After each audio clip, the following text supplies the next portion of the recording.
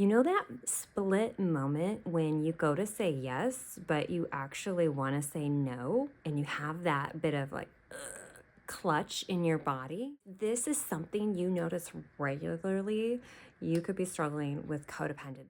Codependency is something that happens when our body is trained to believe that saying no is actually bad, wrong, hurting other people. It's just a horrible idea for a variety of reasons. But what is interesting about this is that saying no is actually one of the most important things you could actually do. Saying no, connecting to the divine inspiration within your body, saying, this isn't for you. This isn't meant to be a yes, which could actually save you. It's actually a flag to help save you from overextending yourself, giving from an empty vessel, leading into chronic fatigue and a whole host of autoimmune issues. Saying no and connecting to who you are, the divine version of yourself, is one of the most powerful and loving things you can actually do. So today we're going to talk about why we have a hard time saying no and how to embrace saying no without guilt, stepping out of codependency and into saying no with power and with authority and with trusting that that's actually part of your divine purpose.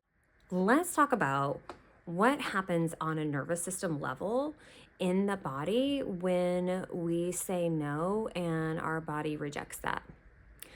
So when we have been raised in environments where saying no would cause problems, it increases friction, it's much easier to say yes.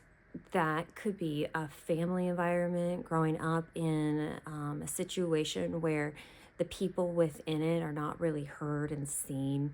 And it can also just be people are really busy. Sometimes a parent has medical issues and isn't able to be, and that can lead to over functioning. And so saying no actually isn't an option because you might be letting down your family and they need you in that moment.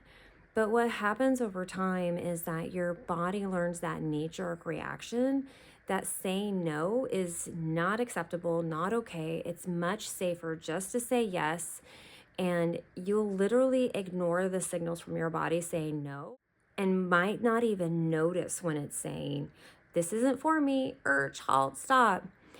So how do we create some space between just saying yes, yes, yes, yes, yes, and catching when our body is saying no? In order to create space between just the automatic yes and listening to our body, Brene Brown talks about this in one of her books where she has a ring, and what she does is before she says yes to something and commits to something, she'll just kind of spin her ring around one time and give herself a second, a beat to listen in and really decide if that's really what she wants to do. And I love that. I don't have a ring to do that with. So I just learned to practice. Let me just do a scan real quick. Let me do a minute. Let me take a pause. And even if you catch yourself saying yes, but then that later moment when you go back to your desk and you're like, oh, I really didn't want to work tomorrow, even though I told Brenda I would work tomorrow. Oh, but I really, really don't want to. I really need a break. It's all right to go back. It's okay to say, I'm really sorry, but I made a mistake and I can't work tomorrow. Sometimes the best we can do when we're learning the skill of reconnecting to our no in our body is actually fixing it after the fact.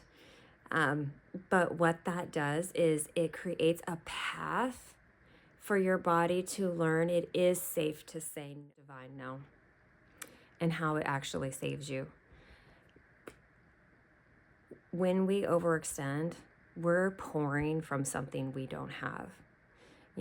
There's a huge consequence to giving from an empty cup. We're literally like sucking parts of our soul and parts of our organs and parts of our tissues that we don't have in order to give sacrificing ourselves.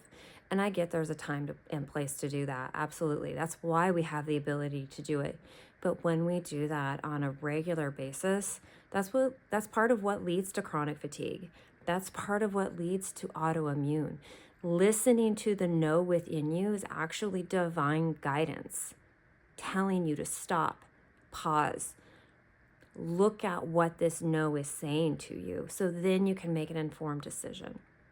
And if you need help catching these patterns, please click on the link below. I have a journal that I've created to help you catch the patterns, to help you see where have I been saying yes when afterwards I've actually wanted to say no.